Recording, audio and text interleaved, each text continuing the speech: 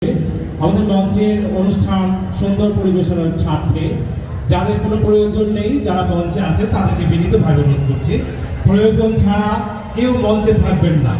আমাদের আয়োজন আমরা সবাই মিলে সুন্দর করতে চেষ্টা করছি, আপনাদের সহযোগিতা প্রত্যাশা করছি। সুপ্রিয় সুধী মণ্ডলী, এই পর্যায়ে মঞ্চে পরিবেশনায় আছেন সুক্তারা সঙ্গে শেষ পরিবেশনায়।